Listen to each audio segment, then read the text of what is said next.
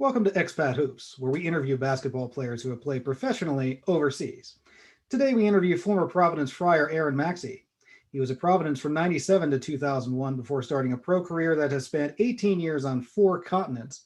Now, if I get into every stop like I usually do here, we'd be here all night, so we're going to get into more detail in the interview. Thanks, Tony, for not going too long there. But just a reminder to our listeners to subscribe to our socials. We're on Facebook, Instagram, and Twitter under Expat Hoops. And be sure to subscribe and hit the bell to get our latest content on our YouTube channel. We do some of the unique things there. You'll get extras in addition to our regular podcast, and you get to see the guests this way. So here we are going to introduce our next guest, Erron. Welcome to Expat Hoops. Thanks for having me. I appreciate it, fellas. Well, thank you so much for coming on. We're going to start off in college at Providence. Actually, maybe a little bit before then. Take us through your recruitment process and how you decided to get to Providence.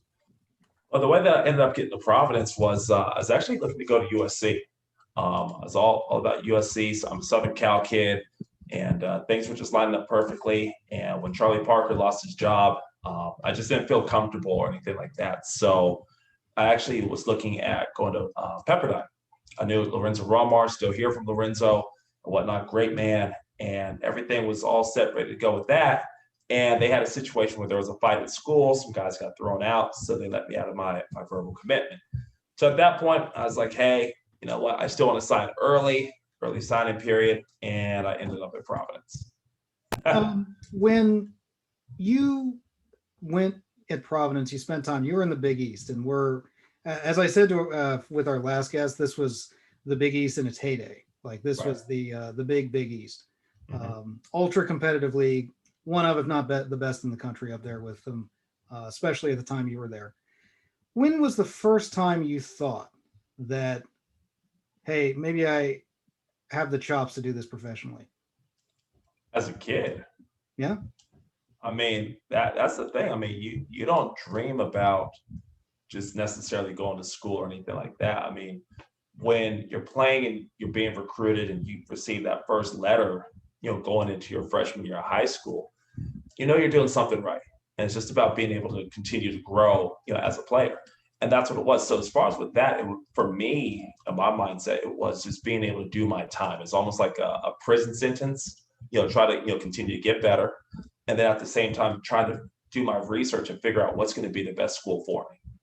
And so that's what had gone on from, my freshman year of high school to, my senior year, which was, where can I go ahead, come in, receive a lot of playing time, and what would be, the best bet or the, just the best situation for me.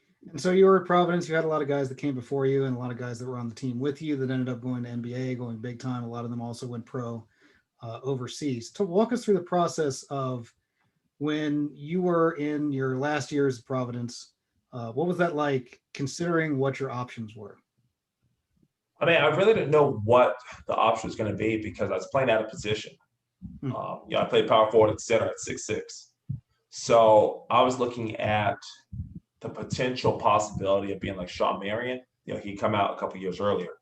And I'm not big like Rodney Rogers, who was playing at the time for the New Jersey Nets. He also played for the Clippers. And I know, I had watched him when he played for the Clippers, up close and personal.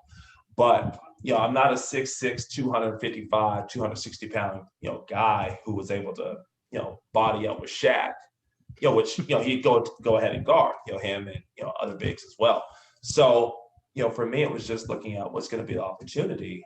And I knew that as far as with playing and trying to get into, NBA squad or anything like that, I'm behind the 8 ball because at 6'6", I need to be a shooting guard, small forward. And playing power forward and center, I wasn't shooting the ball as much as I needed to, considering what I would do in the summer. Summertime, I go home, play the Say No Classic. I'm playing the 2-3, get my reps. But regardless of what I did during the summer, go back to school, back on the block. So that was the disadvantage that was there. So I started looking at it from the standpoint of, well, if I'm not going to be able to be drafted or anything like that, then maybe I can go do a couple of years abroad, year or two, maybe 3, and then possibly, come back through the back door. And that's how you ended up in Argentina for your first stint overseas, not playing in the U.S. Walk us through your time in Argentina. It's your first time. Was it your first time out of the United States? Was there any sort of cultural things going on with you there off the court? And on the court, how was the competition? It wasn't my first time outside of the U.S. I'd gone on a Big East All-Star team over to the Ukraine in '99. Big Eton Thomas was with us, and I'm trying to think Damone Brown. Yeah, Damone had a short stint with the Sixers, and a handful of other guys who had played. So we went over there, and that was my first trip abroad. But playing in Argentina, like the level of competition was great. The problem is as a country, they're going through an economic crisis. So they had a revolving door of players, a majority of the teams. I didn't know what was going on until I got down there. I was fed a bunch of lines, all that kind of stuff in terms of, it's a good situation, blah, blah, blah. And then you're there. And seeing what was going on, there are days where, we wouldn't have practice because somebody hadn't been paid, mainly coaching and whatnot. They hadn't been paid, they're not showing up. And literally I went down with $1,000, came back with $1,000, after 2 months. And they just told me, look, this is all we got. We can't pay you. It's up to you. So, the level of play was great. I was playing well down there, but you can't be somewhere not getting paid, especially, for your first gig. So went ahead, left, and I got into I actually played in the USBL, for a few weeks, played in that. That was just, kind of ragtag, kind of minor league. Again, depending on what team you played for, in the U.S. would determine, what type of, kind of financial stability and stuff like that would go on. So my team, it got to the point where the checks were bouncier than the basketballs we were playing with. And playing for $325 a week, it was like, okay, you know what? I got to try to beat the next three guys on my team to the bank in order to get my $300. So I'm like, this just really isn't the right deal. So that's where, I had gone home and, went ahead and tried to regroup on things. And so at that point, you still have, aspirations of getting to the big show, getting to the NBA. Walk us through your time in the D League. You played for, then it was the Columbus River Dragons. Is that right? Yeah, played for. And now they're the Austin Spurs, I believe. Yeah, I believe that they're the Spurs. Because all the teams when I played were in the South. I played year 3 in the D League. Played well. Received honorable mention. We were in last place all season. Jeff Malone was our coach. Rob Wardan was our assistant. I still hear from Rob on a regular basis. He's one of my, go-to mentors as well. But it was just a different kind of place. Everybody's trying to get a call up. Management's trying to get a call up. Your mascots are trying to get call ups. Players are trying to get call ups. So literally everybody's trying to get a call up to the show. And it was different than what it is now because it was just a big melting pot of players. And depending on how your coach was making phone calls, how management was making phone calls, you might have been able to get a call up. On my team, nobody got the call up. And that's just what the situation was. I don't know what was going on behind the scenes. I know that there happened to have been rumblings as far as myself potentially, getting a call up, but nothing ever happened. Nothing came through. And that's just what it was. But I knew that it was the right place to be at because earlier, before the D League had started, I was back home in LA and I had worked out with the ABA team, the Long Beach Jam. So I had made the team, made the cut, and it was just a matter of me making a decision. And I knew that, just with a few of my friends who played in the ABA a few years earlier, the money wasn't consistent. Teams would just fold overnight. And I figured if I'm trying to get to the show, then I should probably play, in their league. And that was the decision that I made. And then as far as the CBA was still going on at that time, but it was older guys who were playing, guys who were, in their 30s who were playing in that versus the D League. It was, more kind of young 23s, your 25s, a couple 28s, who were playing. And so at some point in that process, in the early part of your career, I know that everybody has that moment where you're like, okay, the NBA isn't quite going to happen, so I'm going to make this overseas thing work. When was that for you, and was that a difficult decision to make? I mean, it's not necessarily a difficult decision because you got to put money in your pocket. So Mm-hmm. how am I going to get paid? So it's not necessarily about not being able to get to the show. It's about who do I need to know in order to get paid, because it's about who you know, not what you know. And whether that was, playing abroad or playing in the league, I just needed to get with the right agency. So at that point in time, after coming off the D League, I had signed with Inter Performances, but in many ways I was just shelved. They had, they're the largest agency. and they really didn't do much to try to, help me out. So that with that going on, then it was just trying to make phone calls to different people, figure things out. And, I ended up sitting out that year. I had my knee scoped. So I was out that year, but, later on ended up getting a deal to go over to Hungary. And that was based off of a kid I met at LA Fitness. No joke, is a Hungarian kid. And, it was just playing, just killing. He's just like, hey, you got an agent? Where are you trying to go? And literally less than 2 days, I had a job to go over to Hungary and play. So I was like, well, let me go ahead and hop on the bird, go over there. While, in a performances, they weren't happy about it, but I was just like, hey, you know what? Nobody's feeding me right now. So I got to do what I got to do. And that's how I ended up going back. And this is 2005, 6. Yeah. Yeah, I was going to say, there goes the question. I was going to say it was an interesting choice, to go to Hungary after, you kind of dabbled, internationally a little bit in Argentina and Finland, and you go to the D League in America, and then all of a sudden you're in Hungary. So I was going to ask if that had something to do with the transition in the agencies, but apparently it's just who you played against in Italy. Yeah. I mean, that's literally what it was. I've been able to get deals where it's just a matter of, people that you might have played against somebody, they know someone who can, go ahead and get you on, and they vouch for you. So that's really what had happened. And this is another example of what is a common theme, a common refrain amongst our guests, that ultimately, when it comes down to it, everybody from the outside looks at being a professional athlete and they're like, oh, that's cool. You're doing what you love. You're doing athletics kind of stuff. But it's still a job, and you still got to put food on the table, but also it's networking, right. Finding the right people, being in the right place at the right time, Yeah. I mean, it's definitely networking, a little bit of right place, right time. On top of that, it's just about, do you fit the mix as far as what the team's looking for? I've dealt with agents who just go ahead and throw you on a team and you're there and it's not the right mix for you. But they're like, hey, I got you a job. Yeah, they're asking for somebody who's 7'2", and I'm 6'6". So you set me up for failure. So I've seen a lot of that as well. So I've seen, from the business side of things, agents just looking to keep their pockets fat. Agents not necessarily looking to do right by the player because they live in that country, right? They live in that country. They know they're going to be working with that team year in and year out throughout the year. So that's all they do is just make sure that they're comfortable because you're expendable. Definitely. So before we get into you going back to Argentina, you did have a stop after Hungary in Mexico. I don't think that we've had anybody else on the pod so far that's played in Mexico. Take us through what that experience was like. That was literally just some pocket change. The agent who I was with out of Argentina, he knew the coach in Mexico. He's just like, hey, if you want to play, because Mexico at that time used to start in July. So I had just come back from Hungary. I was looking to just take the summer off until August, just do regular, training, have some time off. But, the opportunity came up, make a couple extra bucks. So I went down to Mexico and played down there. And, the league was solid. Big Horacio Llamas, he's I believe he's the first Mexican who played in the NBA. But Big Horacio, he was in the league. They had a handful of other, just Mexican players who were, pretty talented. I know a few of them had gone to school in the States and then, came back home. So it wasn't, a garbage league. At the time, they had 26 teams.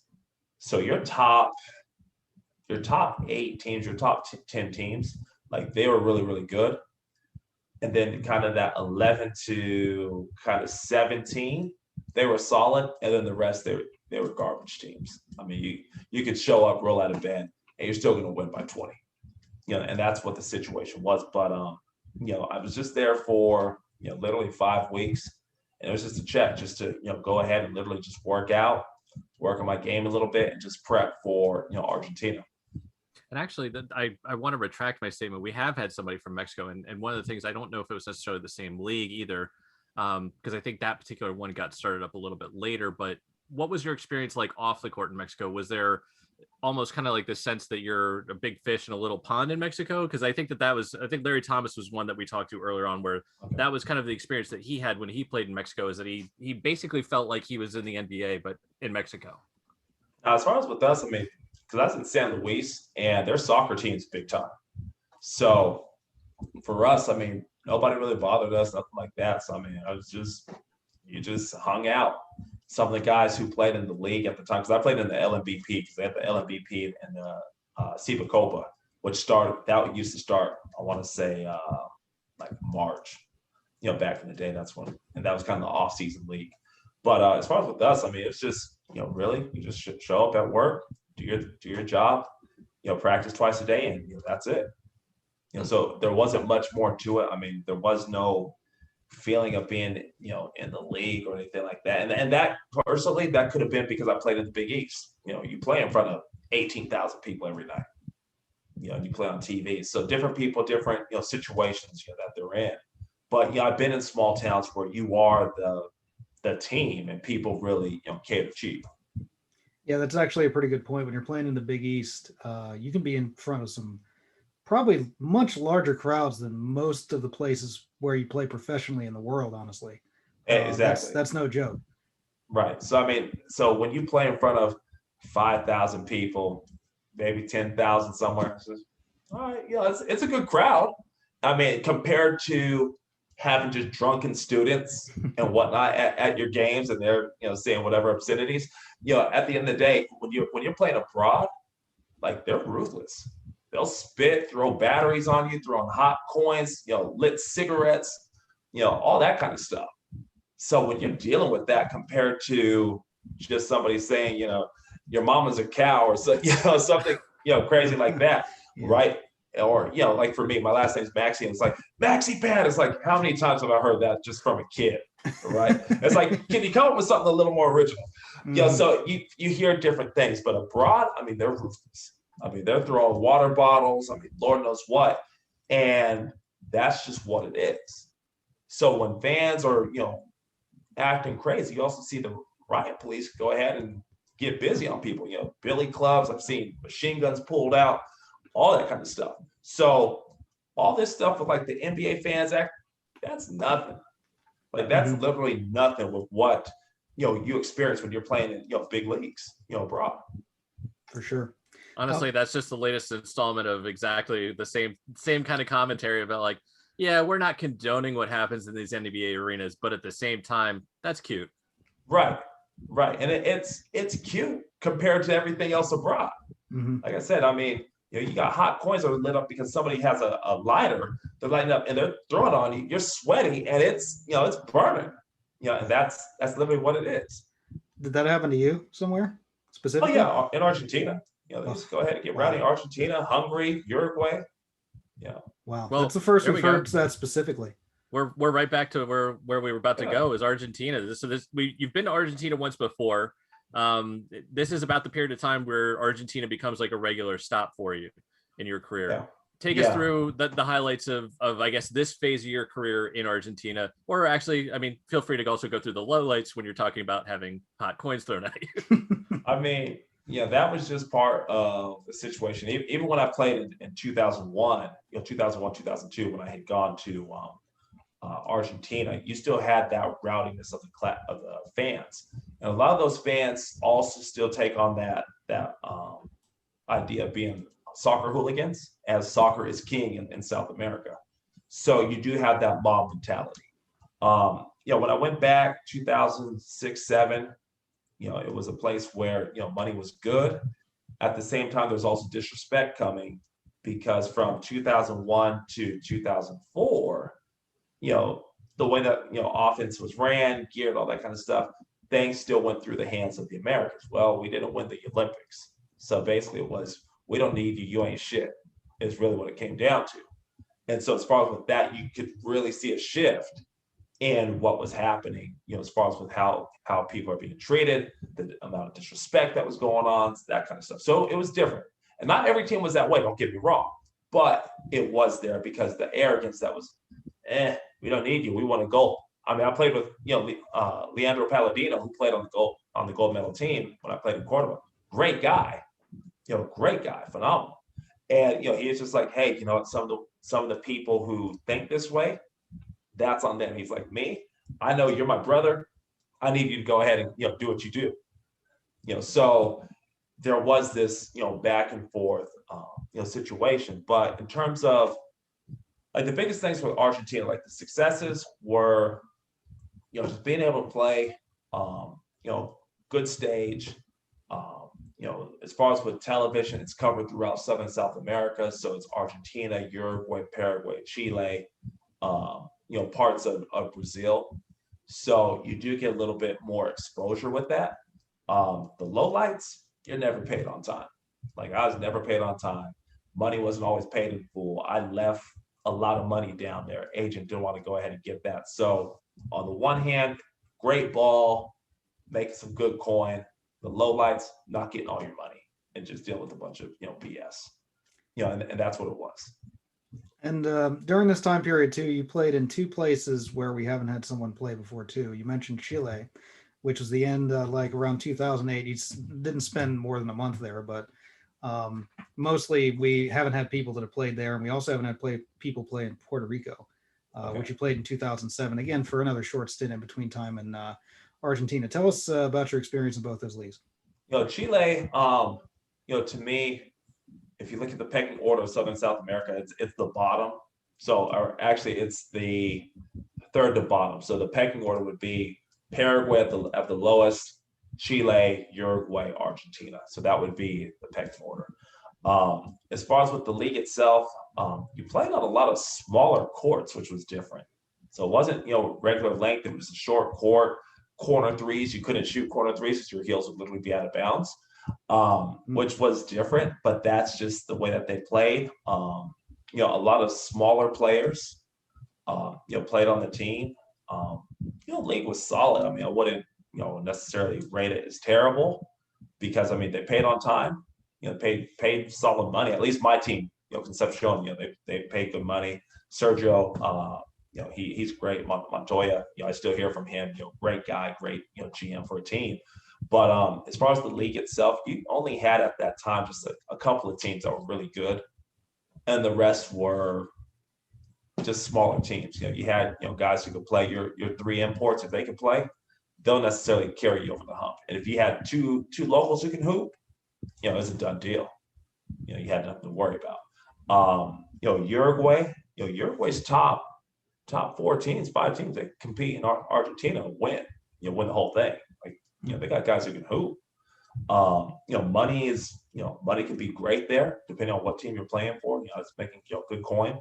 And as far as with the teams, it just depends on what that club is looking to do. Financially, they might have had a lot of money the year before. That next year, the well dried up, and they could go from being the champion to the team that's dropping down to second division. It's literally that hit or miss. Some of the courts in Uruguay are the short courts, like in Chile, which I thought was kind of strange. And you never had all of your home games at home, so you'd have neutral sites that you'd play at. If it was the as they call the Clásico, which was against your rival, your crosstown rival. A lot of times we played downtown in the Palacio, which was just a big arena.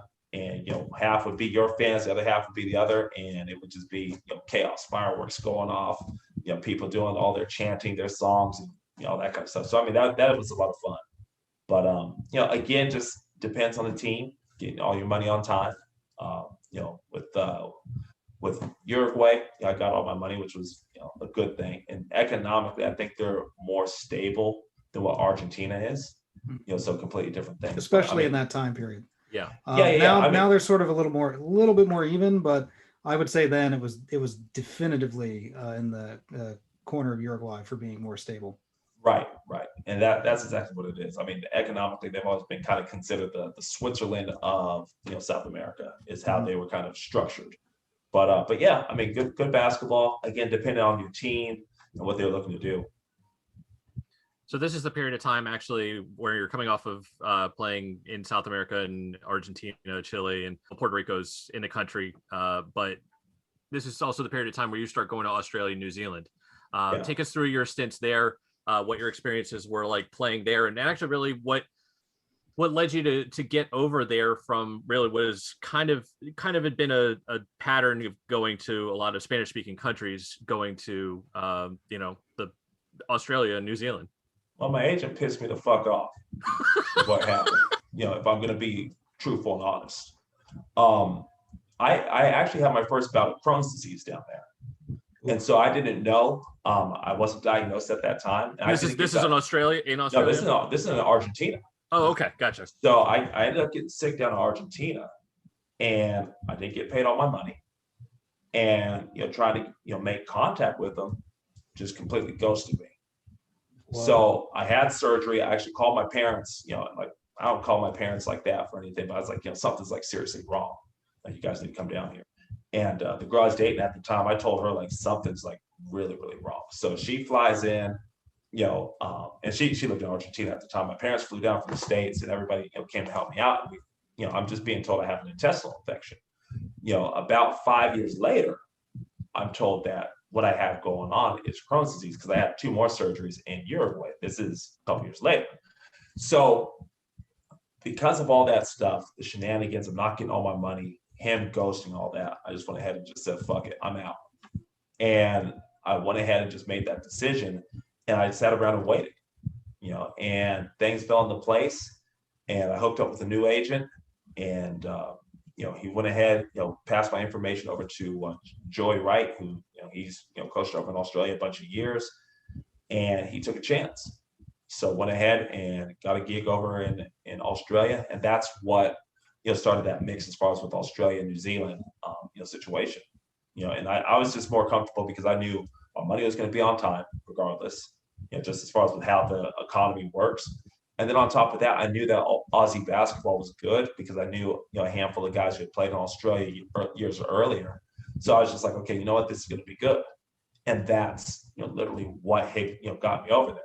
Now, how I got to New Zealand was off of a blunder from my agent. So I was looking to go back to Europe at that time because the Aussie League used to end in the beginning of March. We just lost in semifinals, had a great season. Ended up somehow I ended up getting 6th man of the year, which was kind of awkward, but ended up getting 6th man of the year because I started most of the season. So like I said, it's kind of weird. But I had a job over in Europe, and he dropped the ball on the job. And I don't know how he dropped it. I don't know what had gone on, but my teammate from Australia ended up getting a job. Still cool with him to this day. We talk, and it was just weird to me because I was like, our numbers weren't comparable. I had, averaged more, points, rebounds, all that kind of stuff. So I was just like, I don't know what you did. You dropped the ball. So that's how I ended up in New Zealand. It was an opportunity, and my teammate from Australia ended up being the coach. And so he had asked us, just like, well, since I'm here, I might as well, because it's just a 3-hour flight. So let's make it happen. And that's how I ended up in New Zealand. Wow. There, I ended up winning, 2 championships there with, out of the 3 years I played, and the 3rd year I played, I lost in the finals. So like the song says, all I do is win. That's what was going on. So it worked out in the end. Ultimately, it did. Yeah. Yeah. So what was the New Zealand league like?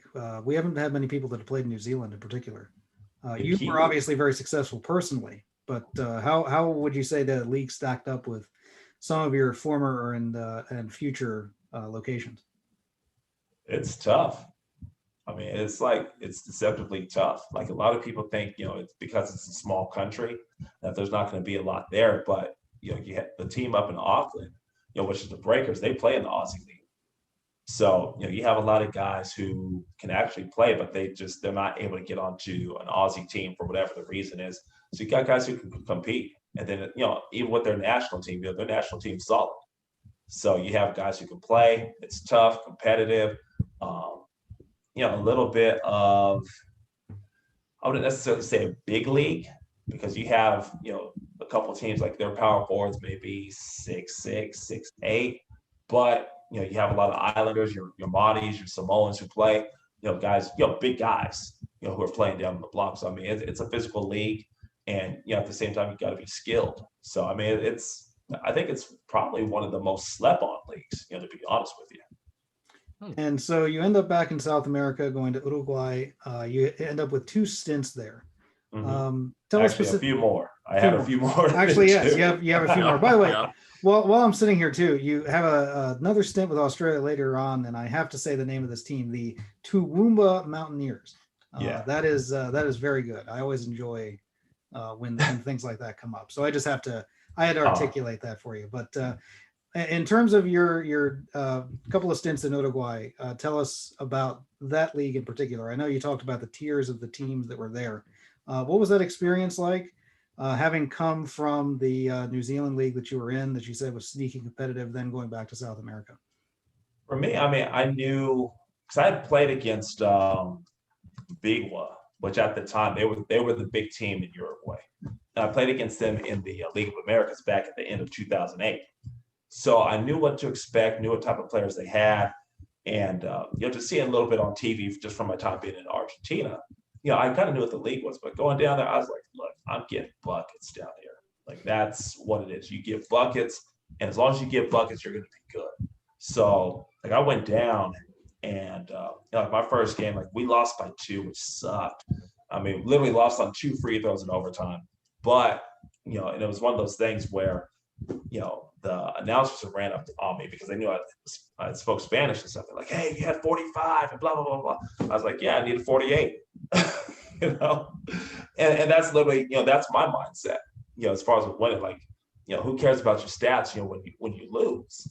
But, he was, super hyped, but the team itself, they were just, they have to, they were in danger of dropping out. We still dropped out. We went on a crazy win streak. They're so far in the hole. Why? Because the fans went ahead and beat somebody down. So they had no home games. So they had no home games. They had a penalty of points that were taken away in the standings, all that kind of stuff. So they're literally in the hole. So we ended up losing the first 2 games I played. We lost by 2 and we lost by 1. And then after that, we went on a crazy win streak. We won our next 12 out of 13.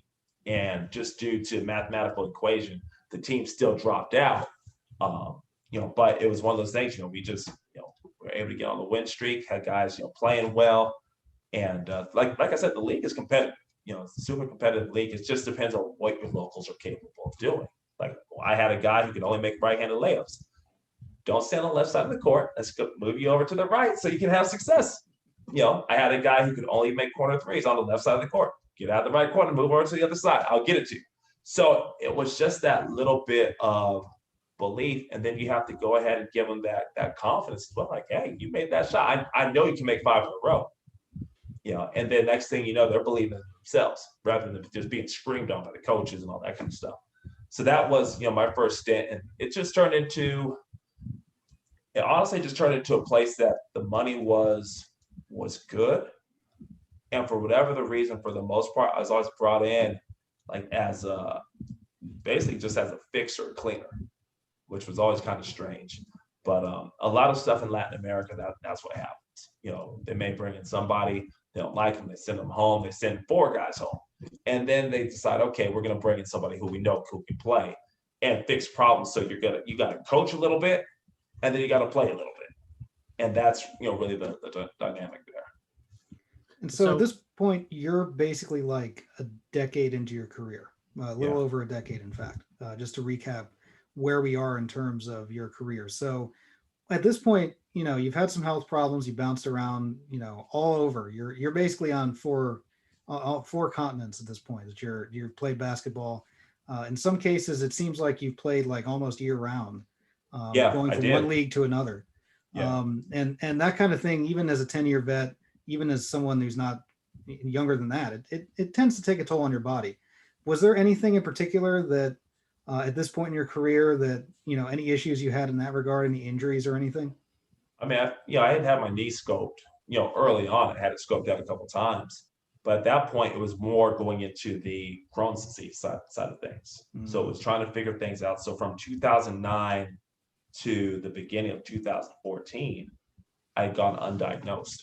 So for me, it was, my weight was going up and down, which I had no idea what was happening. I had food triggers, which again, didn't know what it was. It's just like, okay, maybe I just ate something bad. But, after coming home after, surgeries 2 and 3 in Uruguay, which were back to back, I'm just like, hey, you know what? There's something that's going on. Something's just not right. I was talking to my parents about it. The girl I was dating at the time, I'm telling her about it. I'm just like, I just feel off. I actually felt like the old school V8 commercials where you just kind of, how they were just like, you're sideways until you drink a V8. Like I literally felt like my balance and everything was just off. And so when I came home, and found out that I had Crohn's. I was out for basically 18 months going through the process of figuring out what Crohn's, really was, going through my own individual, testing that they need to do, finding insurance companies, getting on medication, all that kind of stuff, and just having to make a handful of changes just to try to manage, better and, just get a better understanding. So that was the health issues with that. But in the meantime, I was still, hooping at the same time. And again, it wasn't about trying to just play year round. It's always been about trying to find a home, so that you don't have to keep bouncing around. You're going to be somewhere for 9 months, 10 months out of the year. But that also comes down to what your agent's able to come up with. If your agent's not giving you that opportunity to have those type of, jobs, you play whatever it is, and then you get to the next spot, keep playing. And jumping back a little bit, I know this is in the period of time where, you're trying to get diagnosed and everything. And it's in between a couple stints in Uruguay, but I think that you're also the first person who's played in Japan. Take us through what that experience was like. Japan is awesome. Love Japan. From the cuisine, at 12:01, you have money sitting in your bank account. I can literally get out on the plane with the t-shirt and the shorts I'm wearing right now. I can get on the plane like that. I'll be completely kitted out. Shoes, custom made travel suit, that the team will wear, suitcases. I got a full length parka that I still wear, snow parka. I got all kinds of stuff from Japan that I still wear. Like they take great care of you. The level of play is solid, solid basketball. But the professionalism is what you can't pass up. It's just great across the board. So what your practice schedule is going to be. What your practice schedule is going to be 3 weeks from now. It ain't changing. And if it changes, they're coming up and telling, hey, practice is going to change 3 weeks from. Tell me the day before, because I'm not going to remember. Just the courtesy that happened to be there, the professionalism. It was great. Like, my only complaint with Japan is that where they had us living, it was just super drafty. Because we all had our own apartments, but just the complex itself, it was drafty. So we were just cold the whole time. But outside of that, trust me, I was trying to stay over there. We've heard similar things about South Korea too. So. Yeah. The way that people live over there, that makes a huge difference. Of course, you're going to work hard, all that kind of stuff. That's a given. But I just really think the off the court stuff makes a huge difference. Being paid on time, knowing that if there's any type of problems, whatever, they're going to look to take care of you. All that type of stuff makes a huge difference. And so for me being there, even with the way my team had our pace, structured, I'm home and I'm still getting paid. It's the middle of the summer. I'm still collecting a couple checks. I'm like, hey, this is great. We're coming back to another theme too, whether it's sports or just, your regular 9-to-5 job, treat your workers well, and they're usually happy. Right. And that's exactly what it is. As a coach, when I was in Japan, the coach was actually a guy who I used to play with and against in LA, a handful of years older than me. But with the Battlegrounds one-on-one, it starts out with him getting married and going from the church to the Battlegrounds court to go ahead and play. So it's one of those things. So it just, certain things come full circle. You have your relationships, that kind of stuff. And I actually just talked to Matt Garrison, probably about 3 weeks ago, just touching base, seeing what's up. And it's just one of those things, with your travels and with those places where things are just so smooth, you really make, good friends, and, they become family. So I have to ask you at this point, as we're going along, I wanted to get a little bit back into your health issues too, because you're traveling a lot during this time period and you're not 100%. You're still playing well probably by your standards. I'm sure that there's a bit of a difference in your game once things started to really go pear-shaped for you, as opposed to before and maybe after you got diagnosed. What was it like traveling around with that sort of issue, having a health issue that's sort of up in the air, that's difficult to diagnose, and you're going from place to place, kind of bouncing around a little bit, continent to continent? Was that a difficult part for you too? Well, at that time, I really didn't know what was going on. So it wasn't until 2014 that I found out. And that's where kind of I'd say like the next third of my career kind of takes shape and goes on and whatnot. But as far as like before, I was just rolling with the punches. Mhm. You know, afterwards it was completely different because I had a better understanding what was going on. You know, a lot of educating myself and speaking to other people who happen to have Crohn's disease, finding out, you know, a lot of information from them, and also learning, you know, for myself, just doing a lot of research. So at that point in time, from 2015 per se, you know, I was still a baby in the Crohn's world, but I was able to already start doing things differently. Where I was, you know, get my strength back. Yeah, it, you know, changed the way my body was, changed, you know, my diet. You know, where before, you know, I was, you know, still high in protein, but I changed what type of proteins I was eating. You know, going from, you know, having more red meats at the time, where now I'm more chicken, turkey, fish. You know, I still like my ribs and still like, you know, good steak, but that's a rarity. I don't eat that, you know, very often. You know, it's more of a kind of a once a month, you know, type deal. You know, and also at the time, yeah, I ended up meeting a doctor. You know, I was actually, you know, met a PA, so I was, you know, dating a PA for a handful of years in that last third, which, you know, had a different shape on things because I was able to get, you know, some information from her, bouncing things off of her. Plus, travel wise, as far as with, you know, medication stuff like that, she, you know, went to a lot of different places that I had gone to. So, you know, she would go ahead and, you know, bring medication, stuff like that for me, which, you know, helped out, along with, you know, other friends of mine who, you know, help advocate, who I'm definitely, you know, appreciative, you know, for them, because, you know, for certain things it need to be hand delivered, and because either, you know, the person was, you know, playing on my team, or, you know, she was looking to come, you know, visit, I had somebody being able to bring medication, which, you know, helped out. And so you had an 18-year career, and part of that, you know, you had these health It's issues. not done. It's not I was done gonna yet, say, so I'm the it's lawyer. not I was gonna done. say, Tony, he has an 18-year Yeah, career. exactly. It's still ongoing, still ongoing. Hey, But and look at what I've done at UVA. I'll still get 40. Like, that's not a problem. But you've had all this, the time period in which you've played. Obviously, it wasn't much of a deterrent for you to continue. No. And afterward, did you see an improvement in your game heading into the last third of your career, even though, you know, you were now on, you know, the back half of your career, you were well into your 30s.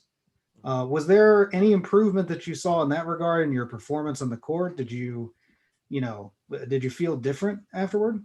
Oh yeah, I'm in better shape now than I was 20 years ago. Hmm. I mean, because you have a better understanding on how your body works.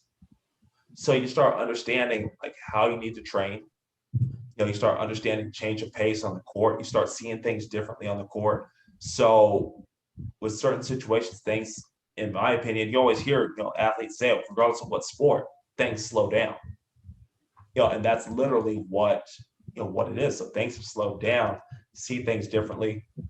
And you never feel like you got to rush. You know, you feel like you're doing things at your own pace. But yeah, you know, body wise, even though, you know, I have good and bad days as far as my Crohn's, like I don't use that as a crutch.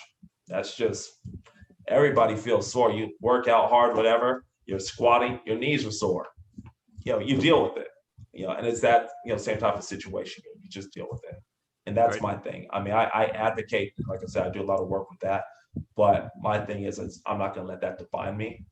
And just like I don't let basketball define me either, because there's all types of, you know, things that I do outside of, you know, just being able to put the ball in the hoop.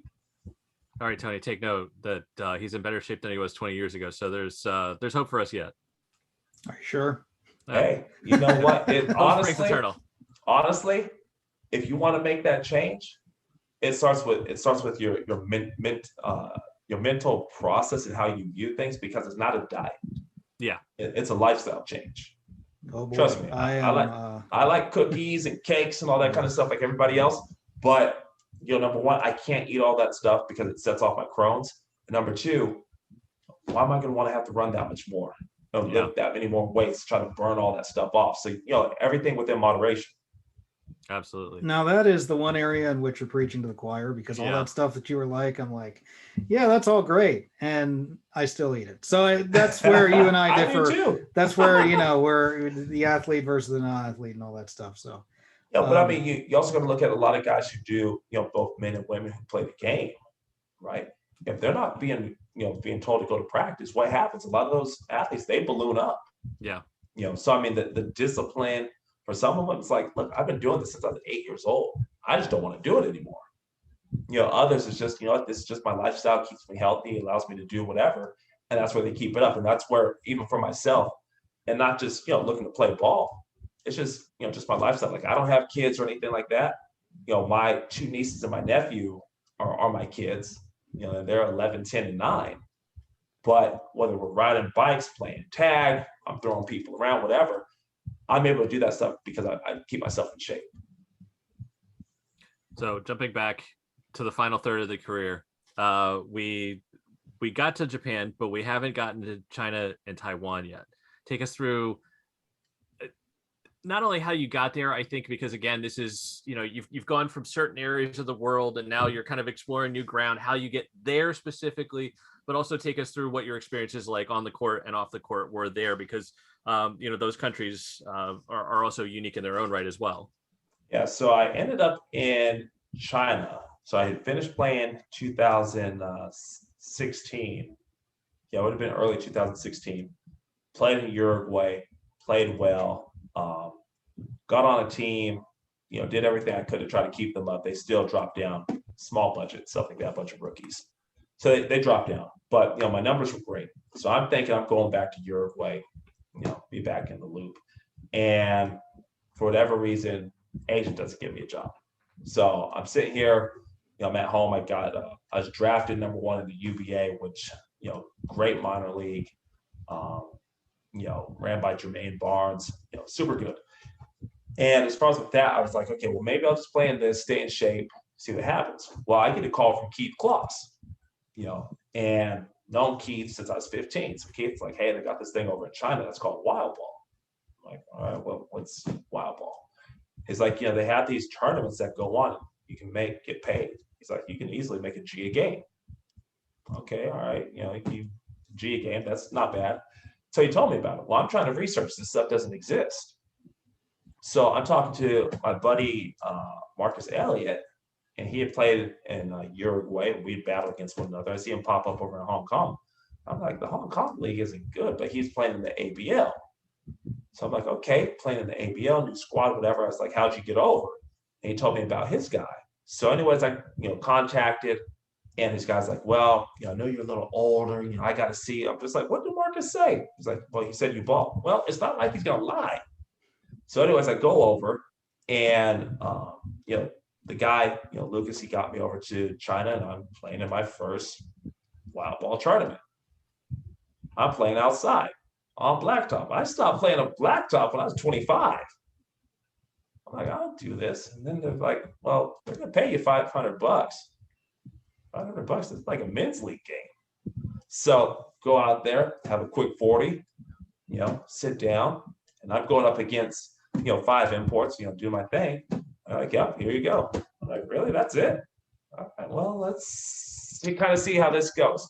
So next thing I know, I have people calling me on WeChat, which is, China's Facebook, Instagram, Twitter. And I'm getting these messages at, middle of the night, midnight, 1 a.m. I got a couple games. It's kind of like I'm living the life of like the movie Saw. You want to play a game? It's literally like that. And it's like, do I want to respond to this? So then it's like, yeah, I got a couple games. All right, well, how much do you, they're like, how much do you play for? All right, well, I just played for 500. So let's just go ahead and say 750. See what they say. So I'm like 750. All right, cool, 750. I'm like, all right, cool. Let's see how this goes. So next thing I know, I have an airline ticket sent to me saying, hey, get to the airport. Go to the airport. I fly 3 hours. I landed in some town I can't even pronounce, out in the middle of nowhere. I'm off the tourist grid at this point. Anything happens, nobody can find me. And get a random Chinese dude who picks me up. He just has a sign with my name on it. And I get in a car with a stranger. And we ride for another 4 hours. So ride for 4 hours. I'm in the middle of nowhere. And I'm using WeChat to translate things. And they're just like, yeah, so happy to see you. So then the boss goes, so happy. And I'm like, okay, whatever, bro. Like, just tell me when we play. And he's telling, the guy takes me to this nice restaurant, have this lobster, right? The lobster's been cut up and divvied up, but they keep everything in the shell. So they have everything in China's, all about decoration and show and all that kind of stuff. So I have this huge lobster and everything. And we're eating, and next thing we know, the tentacles and everything else start moving because it's been on ice. So, you got basically the nerves and everything else where this dead lobster is moving around, tail starting to kick and everything else. So it's like, this is definitely different. Go ahead and play. Do what we got to do. We play our 3 games for the championship. The boss goes, I like you. Gives me an extra 2,500. Hey, this is cool. Okay. Yeah, exactly, right? So this is what starts up. And so I'm in China making this quick cash, in a sense, in some ways kind of guaranteed cash. You just never know when these games are popping up, and they pop up all over the place. I'm trying to get back to a league. So I'm doing this. I'm working out some teams. I played with in the Hong Kong league with a team, which was, it was just get paid. Like they took good care of us. And I mean, the team wasn't the best of teams. Owner, nice guy, and he took care of us, and took great care of us, to be truthful. So ended up in Hong Kong doing some things. I'm still flying back mainland to China, playing in just the local men's league on Saturdays. And they're taking great care of me there. And at one point, I'm just commuting between Hong Kong and China, but that's what had gone on for the first year. Making all kinds of money, stuff is crazy. The girl I'm dating at the time, she's going back and forth. And I'm just like, hey, I appreciate you coming over. Hey, can you take some of this money back? So she's bringing money back and forth. Money's flowing. Got my meds. Basketball's happening. Things are great. So then opportunity came up in the ABL, which was basically about a year later, and they needed somebody just to fill in. So the team, the Taiwan Dreamers, brought me in. You're 39, blah blah blah blah blah. We don't know. Don't let this number fool you. So I go ahead, do what I do.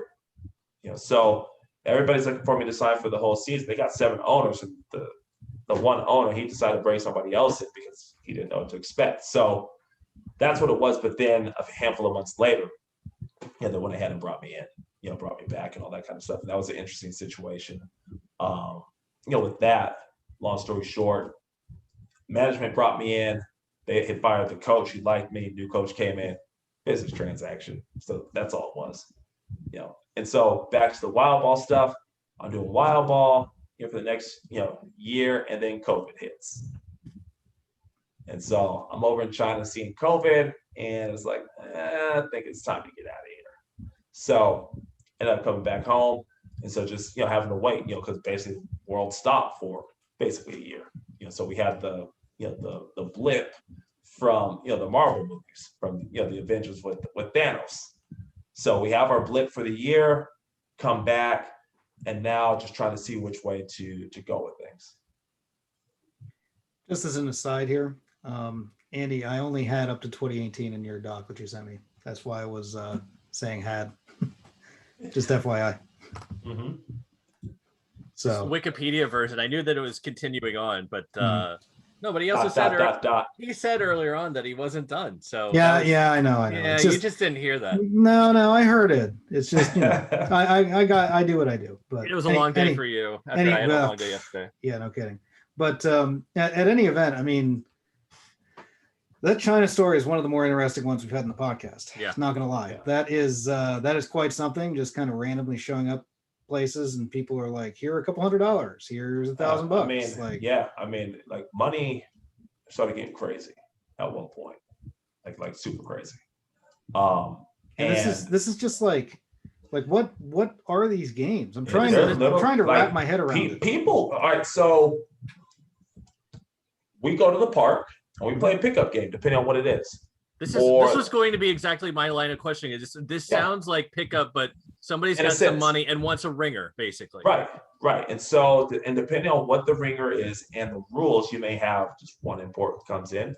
You may have 5 imports. It may be open, and you may have no Chinese guys in your team. Right. It just depends on what the situation is. And so with the games, I mean, we're playing some of these games in big stadiums too, big arenas. And with these arenas, I mean, they're packed, 15, 20,000 people. So it just depends on where you're kind of at. Some of them are literally, you're out in the middle of the sticks, and it literally looks like, being over in the former Yugoslav with buildings half built and bombs looking like it's gone off, and you have 10,000 people watching you play outside. That it's crazy. I don't even know how to describe that. I mean, that's literally what it is. And I mean, I've had a couple other kind of magazines who do kind of podcasts and stuff like that. And everything that they've seen, they're just like, this is really the craziest thing, because you'd never be able to describe it, because you're literally out in the middle of nowhere. It's almost like an informal league. There's no season, there's no league, there's no, you don't have teammates. Like, are people managing, coaching these teams? Like, it might be me, using my phone and being like, hey, let's translate, do that. Okay, just do that. And literally that's what it is. That is just amazing. So like I have a crew that I was running with, so my crew. This basically sounds like black market basketball in a way. Yeah. It is. It's like mercenary basketball, because you have just some random person contact you. And so, they make, because you got the middleman, the middleman's being told from the owner, hey, this is how much money we have, blah, blah, blah. Well, the middleman wants to get paid. So he's trying to lowball as much as possible, right? You know what the situation is, and if you've been places around playing as a professional, you know how you got to, work your business. So you go back and forth. Sometimes, hey, you know what? I'm good. And the next thing you know, they're calling you back 15 minutes, an hour later. Okay, I'm sorry. I can get them. All right, make it happen. And it's one of those things like, I don't trust you, so you need to send me half the check now before I even look to, leave my place. Yeah. And so there's, So, I mean, you play hard-nosed, hardball with stuff. And next thing you know, like I'd be Corey Bradford, who played at Illinois. Corey and I have been buddies since our senior year of high school, because we played on the same All-American team at Nike camp. And Corey was over at the same time. Corey, see you at the airport tomorrow. How much? You already know I took care of it. Just here's your airline ticket. I'll see you tomorrow. And that's how we do things. And he'd show up, and he's just like, all right, so who do we got to kill? I said, you already know what it is. So that's how we go ahead and play. Some of the tournaments, you have to win the whole tournament to get paid. Wow. So when that's the situation going on, and you have like pros, because like my team, we have like pros. So Corey, he's played a bunch of years abroad. We have Duke Cruz, he's played a bunch of years abroad. We had big Jason Hannibal. He's from Toronto, Canada. He's played, for a bunch of years. So we had like pros who could play. So a lot of these guys who come to China just because they look the part, they may have the tattoos, they got the look, whatever, they can't play to save their life. And they start, do a lot of talking, because for them, just like, you're saying earlier, this is their NBA, right? Being over in China, having people want to take the pictures and blah, blah, blah, blah, blah. That was their NBA. Having their ego stroked, all that kind of stuff. When you've played places, you played in an NCAA tournament, you've been in league camp, stuff like that, you ain't worried about that. You're just worried about doing your work, get your money, go home. And that's what it was. So some of those guys would run their mouth. All right, we got to destroy these guys. And that's what would happen.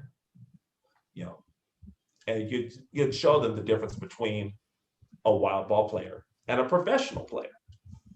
Thank you for watching this episode of Expat Hoops. If you want to watch more, you can find suggested videos or two over here. Also, please subscribe to our channel and hit the bell. You can subscribe easily over here. Subscribing helps us and allows us to do more cool stuff to bring to you. Speaking of which, we're also excited to announce some of the new things going on over our Patreon page. So if you become a member over there, you'll get to see some of the cool new extra stuff we're doing to add to our viewer and listener experience as we chronicle the stories of basketball players' experience around the globe.